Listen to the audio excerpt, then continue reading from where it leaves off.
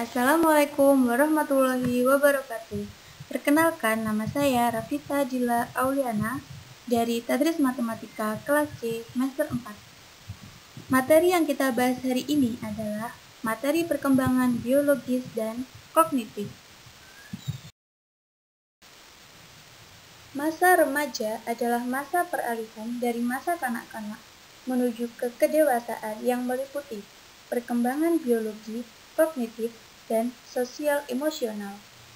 Perkembangan biologis meliputi 5 aspek yang terjalin dalam kehidupan remaja, yaitu A. Potret remaja, B. Pengaruh faktor genetika terhadap perkembangan remaja, C. Interaksi faktor bawaan, lingkungan, dan perkembangan, D. Ciri umum pertumbuhan fisik pada remaja, E. Pubertas. A. Potret remaja. Adanya gejolak pada diri remaja di tengah perubahan pubertas yang sedang mereka alami setelah masa pertumbuhan yang tenang di masa kanak-kanak. Perasaan bingung, ketakutan, dan kecemasan kerap muncul pada diri remaja yang mengalami perubahan tersebut. Namun, kebanyakan remaja melalui perubahan pubertas dengan cukup baik. Salah satu contoh jatusan hati remaja di tengah perubahan pubertas yang sedang mereka alami, yaitu aku pendek, ayahku tinggi 180 cm, sedangkan aku cuma 124 cm. Umurku sudah 14 tahun. Aku masih terlihat seperti anak kecil yang sering diejek, terutama oleh teman-temanku. Aku selalu jadi pilihan terakhir untuk main basket karena terlalu pendek. Gadis-gadis pun tidak terlihat tertarik padaku karena mereka kebanyakan lebih tinggi daripada aku. B. Pengaruh faktor genetika terhadap perkembangan remaja dibagi menjadi 3, yaitu yang pertama, sifat dasar gen, yang kedua, metode yang dipakai para ahli genetika perilaku, dan yang ketiga, temperamen. 1. Sifat dasar gen. Sifat dasar gen dibagi menjadi 3. Yang pertama yaitu genotip. Genotip adalah warisan genetik seseorang, material genetik aktual yang sebenarnya ada. Namun, tidak semua material genetik tersebut jelas tampak pada ciri-ciri yang tampil atau dapat diukur pada diri kita. Yang kedua yaitu fenotip. Fenotip adalah bagaimana genotip seseorang tampil dalam ciri-ciri yang dapat diamati atau diukur. Fenotip meliputi ciri fisik seperti tinggi dan berat badan, warna mata, dan warna pigmen kulit. Yang ketiga yaitu reaction range atau rentang reaksi. Rentang reaksi adalah rentang jumlah kemungkinan fenotip untuk setiap genotip, yang menunjukkan pentingnya peran pembatas ataupun pengayaan lingkungan. Rentang reaksi ini bahwa setiap orang memiliki jangkauan potensi. Misalnya, seseorang lebih pendek dari kebanyakan orang. Meskipun diberi makan sebaik apapun, orang yang memiliki gen pendek tidak akan pernah tumbuh jadi lebih tinggi daripada rata-rata. 2. Metode yang dipakai para ahli genetika perilaku. Genetika perilaku atau behavior genetik adalah studi mengenai kadar dan hakikat dari landasan herediter suatu perilaku. Para ahli genetika perilaku berasumsi bahwa perilaku ditentukan oleh interaksi antara faktor herediter dan lingkungan. Untuk mempelajari pengaruh faktor herediter pada perilaku, para ahli genetika perilaku sering memakai penelitian mengenai anak kembar atau adopsi. Dalam suatu penelitian mengenai anak kembar, kesamaan perilaku anak kembar identik diperbandingkan dengan kesamaan perilaku anak kembar fraternal. Kembar identik tumbuh dari satu sel telur yang dibuahi menjadi 2 replika yang identik, masing-masing menjadi satu anak. Kembar fraternal berkembang dari sel telur yang berbeda dan sperma yang berbeda, sehingga secara genetis keduanya kurang mirip satu sama lain. dibandingkan dengan kembar identik. Meskipun kembar fraternal dibesarkan dalam satu rahim yang sama, secara genetis mereka berbeda seperti halnya kakak adik, bukan kembar, dan mungkin pula terdiri atas jenis kelamin yang berbeda. Pada suatu penelitian, kembar identik dan kembar fraternal bangsa Finlandia diperbandingkan trait kepribadiannya, yaitu ekstroversi, suka bergaul, atau neurotisme, ketidakstabilan psikologis. Kembar identik lebih serupa satu sama lain pada kedua trait kepribadian tersebut ketimbang kembar fraternal. Hal ini menunjukkan peran faktor herediter pada kedua trait itu. Kembar identik mungkin memandang diri mereka sebagai satu kesatuan dan lebih banyak bermain bersama ketimbang kembar fraternal. Jika demikian halnya, kesamaan antara kembar identik boleh jadi dipengaruhi faktor lingkungan. Dalam suatu penelitian terhadap anak adopsi, peneliti berusaha menemukan apakah perilaku dan ciri-ciri psikologis anak yang diadopsi lebih mirip dengan ciri orang tua angkat yang menyediakan lingkungan rumah bagi mereka, atau lebih mirip dengan orang tua biologis mereka yang menyumbangkan faktor bawaan. Penelitian adopsi lainnya dapat dilakukan dengan membandingkan kakak beradik hasil adopsi dengan yang sekandung. Pada suatu penelitian ditemukan bahwa tingkat pendidikan orang tua biologis merupakan prediktor yang lebih baik bagi IQ anak angkat ketimbang IQ orang tua angkat si anak. Ada keterkaitan genetik antara orang tua biologis dengan anaknya yang diadopsi orang lain, dan dampaknya adalah bahwa faktor bawaan mempengaruhi skor IQ seseorang. 3. Temperamen. Temperamen adalah gaya perilaku dan cara berespon yang khas yang ditampilkan oleh seseorang. Alexander Chis dan Stella Thomas menyampaikan terdapat 3 kelompok temperamen. Yang pertama yaitu anak bertemperamen mudah atau easy child, biasanya memiliki suasana hati positif, mudah mengikuti aturan atau kegiatan keseharian umum, dan mudah menyesuaikan diri terhadap pengalaman baru. Yang kedua yaitu anak bertemperamen sulit atau difficult child, cenderung bereaksi negatif dan banyak mengeluh atau rewel. Kegiatan rutin kesehariannya tidak teratur dan lambat menyesuaikan diri dengan pengalaman baru. Yang ketiga yaitu anak bertemperamen lambat menghambat atau slow to warm up child, menunjukkan tingkat kegiatan yang rendah, agak bereaksi negatif, penyesuaian diri agak lambat, dan suasana hati dalam intensitas yang rendah. C. Interaksi faktor bawaan, lingkungan, dan perkembangan dibagi menjadi 3, yaitu yang pertama, interaksi genotip pasif lingkungan, genotip evokatif lingkungan, dan genotip aktif lingkungan. Yang kedua yaitu pengaruh lingkungan yang terbagi atau tak terbagi. Yang ketiga yaitu kesimpulan dari poin pertama dan poin kedua. Yang pertama yaitu interaksi genotip pasif lingkungan, genotip evokatif lingkungan, dan genotip aktif lingkungan. Ahli genetika perilaku Sandra Scar percaya bahwa lingkungan yang dipilihkan para orang tua untuk anak dan remaja mereka sampai kadar tertentu tergantung pada genotip yang dimiliki orang tua itu sendiri. Para ahli genetika perilaku percaya bahwa faktor bawaan dan lingkungan berinteraksi dengan 3 cara, yaitu pasif, evokatif, dan aktif. Yang pertama, interaksi genotip pasif dengan lingkungan terjadi saat orang tua yang memiliki hubungan genetis dengan anak memberikan lingkungan pengasuhan pada anak. Misalnya, orang tua memiliki genetik cerdas dan cakap membaca.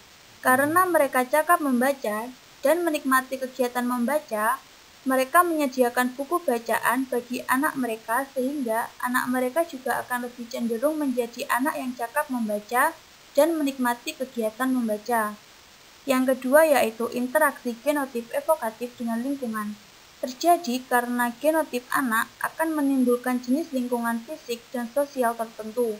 Misalnya, anak yang aktif dan suka tersenyum akan lebih banyak mendapat perangsangan sosial ketimbang anak yang pasif dan pendiam. Yang ketiga yaitu interaksi genotip aktif dengan lingkungan.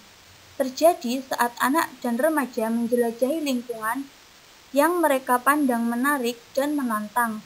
Pemilihan ini berkaitan dengan genotip tertentu yang mereka miliki. Contohnya, sebagian remaja karena genotipnya lebih terampil di bidang musik, maka akan cenderung lebih banyak memanfaatkan waktu dalam lingkungan musikal di mana mereka dapat menampilkan keterampilan mereka dengan baik. 2. Pengaruh lingkungan yang terbagi atau tak terbagi. Ahli genetika perilaku Robert Lomin percaya bahwa cara pengasuhan yang sama atau lingkungan yang sama memberikan pengaruh yang kecil terhadap variasi perbedaan kepribadian atau minat remaja.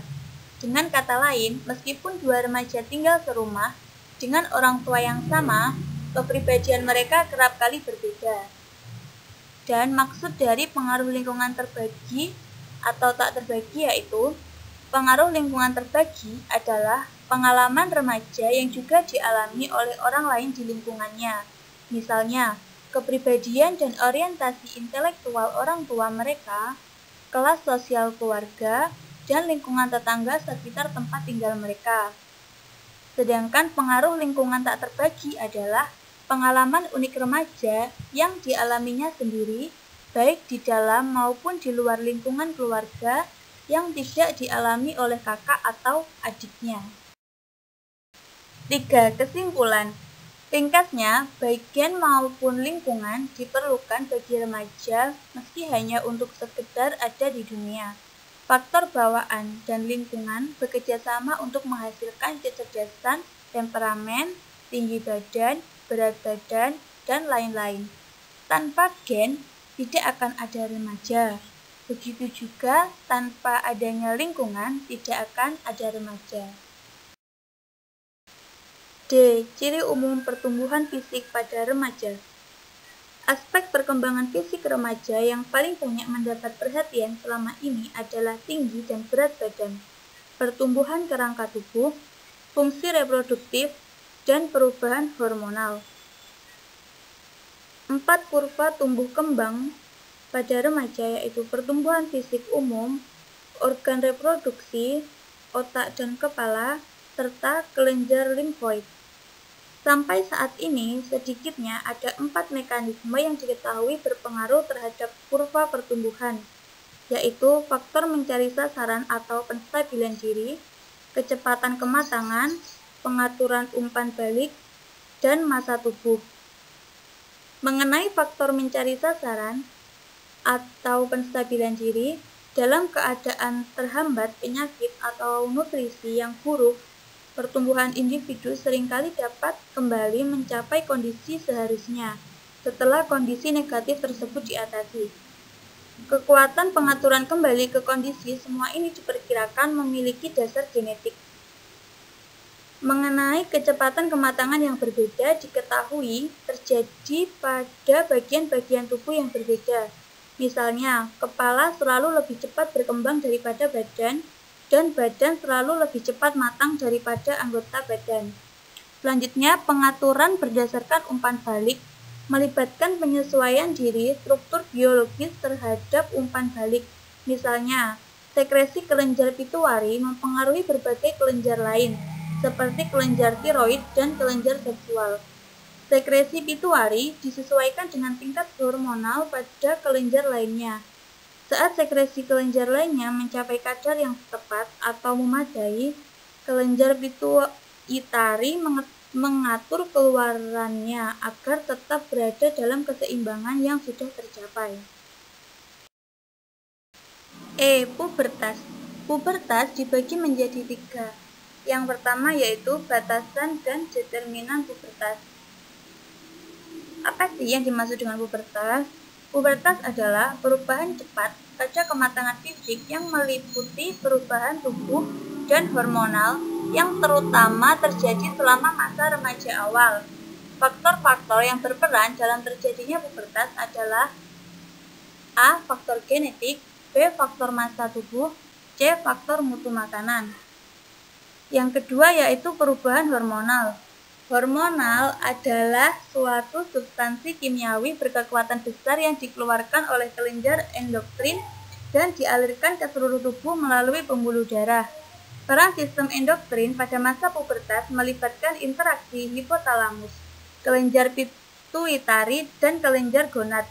Dua jenis hormon utama yang penting dalam perkembangan pubertas adalah androgen dan estrogen. Androgen adalah jenis utama hormon seks laki-laki. Estrogen adalah jenis utama hormon perempuan. Yang ketiga yaitu perubahan fisik. Di antara perubahan fisik yang terjadi, yang paling tampak nyata semasa pubertas adalah meningkatnya tinggi dan berat serta kematangan seksual. F. Kesimpulan. Dikatakan bahwa masa remaja berawal pada biologi dan berakhir pada budaya. Memang perubahan biologis di awal masa remaja tampak dramatik dan akrab bagi kita semua. Meskipun sejumlah pakar perkembangan yakin bahwa hal itu terlalu banyak diperhatikan, sehingga proses kognitif dan sosial emosional terabaikan. Pubertas membawa perubahan meluas pada tubuh kita dan mengubah cara berpikir kita mengenai diri kita sendiri, serta bagaimana cara orang lain berinteraksi dengan kita. Pembahasan selanjutnya yaitu perkembangan kognitif. Menurut pandangan dari Jean Piaget dan Brunner. 1. Pandangan Piaget tentang perkembangan kognitif. Jean Piaget adalah pakar psikologi dari Swiss yang hidup dari tahun 1896 sampai 1980.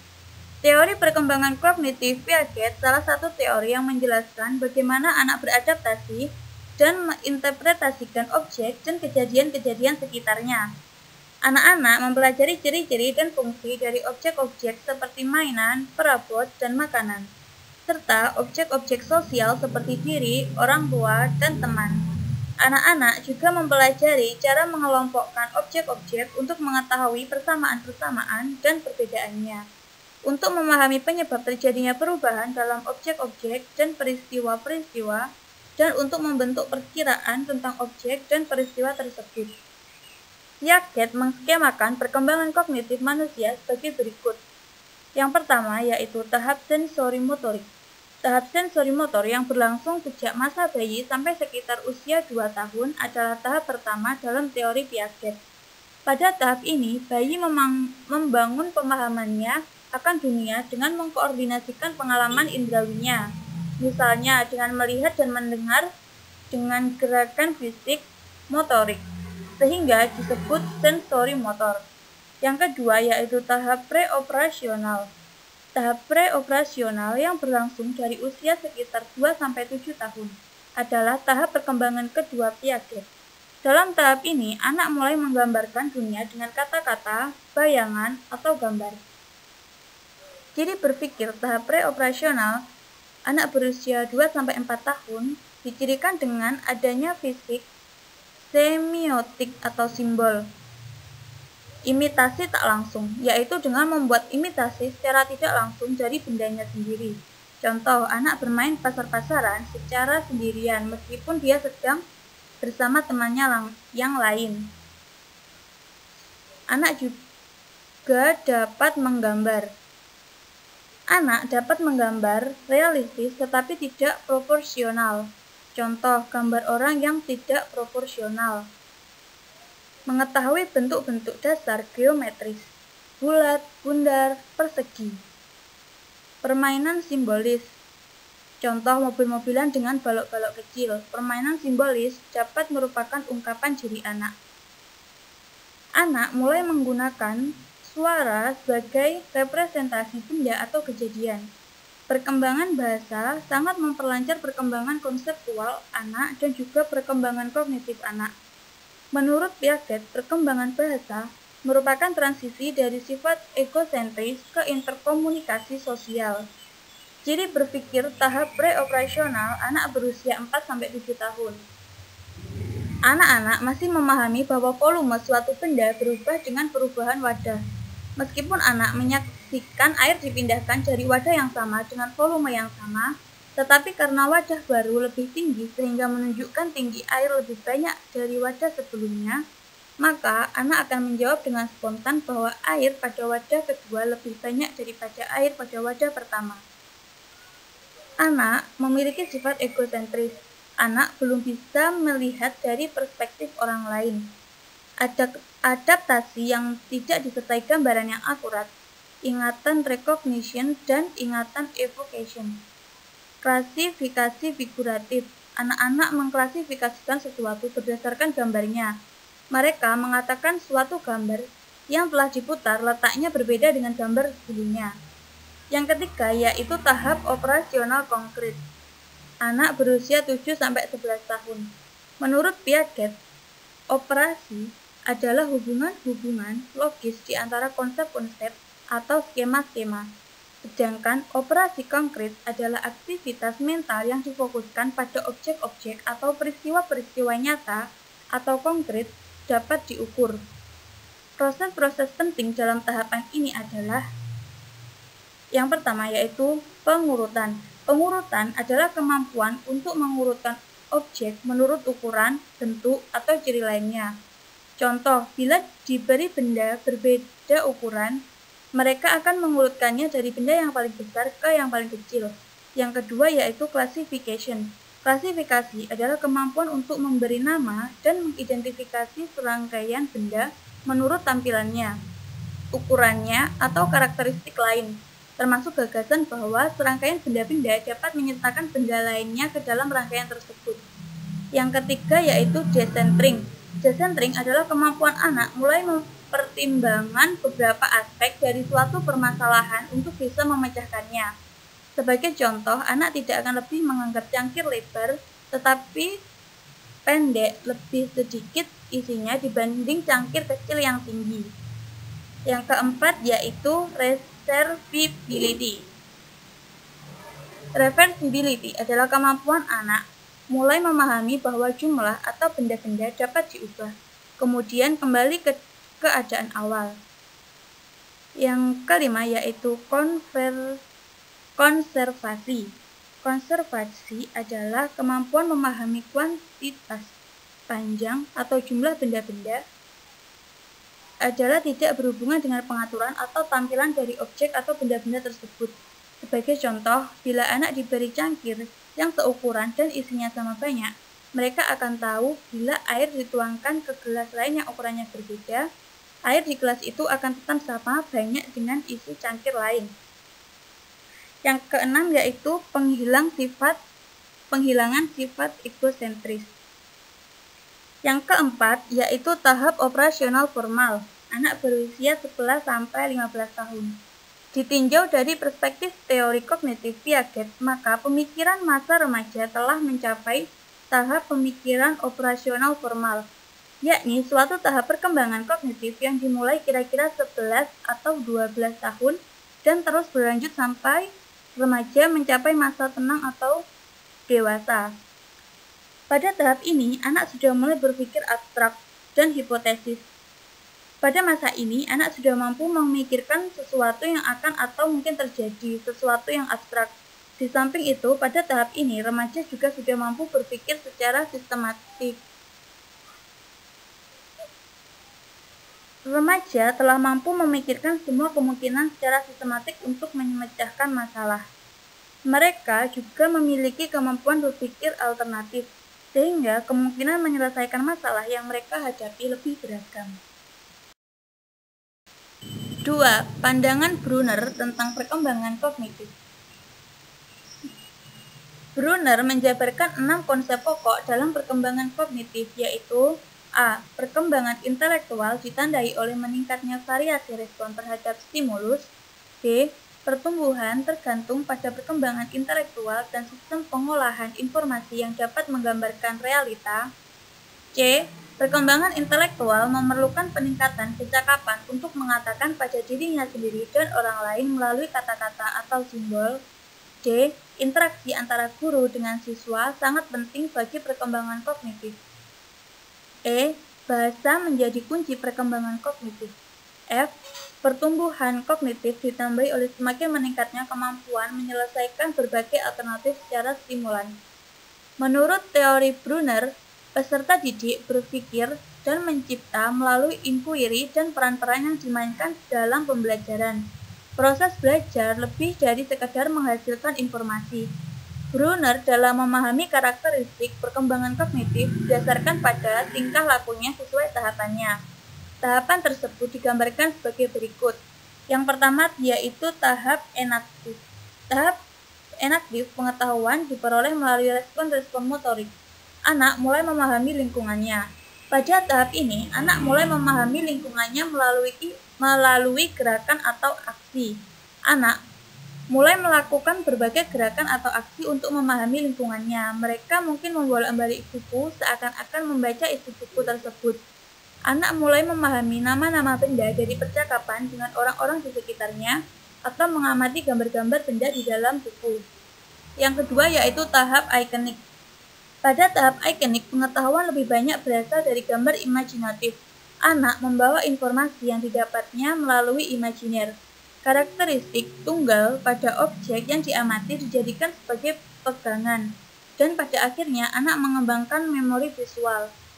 Misalnya, anak-anak melihat gambar orang. Berdasarkan pengamatannya, orang memiliki bagian-bagian tubuh. Informasi ini dibawa ke alam imajinasinya, sehingga dia dapat memiliki gambar visual bahwa orang terdiri dari bagian-bagian tubuh. Yang ketiga yaitu tahap simbolik. Pada tahap ini, pengetahuan lebih banyak berasal dari kata-kata yang berubah-ubah, simbol matematika, dan simbol sistem. Remaja mampu menyusun gagasannya secara padat. Pada tahap ini, anak sudah memahami simbol, sehingga mereka sudah dapat memaknai sebuah simbol. Brunner menyatakan anak-anak akan belajar dengan baik jika pembelajaran yang dilakukan bermakna dan relevan dengan hidup anak. Terima kasih. Wassalamualaikum warahmatullahi wabarakatuh.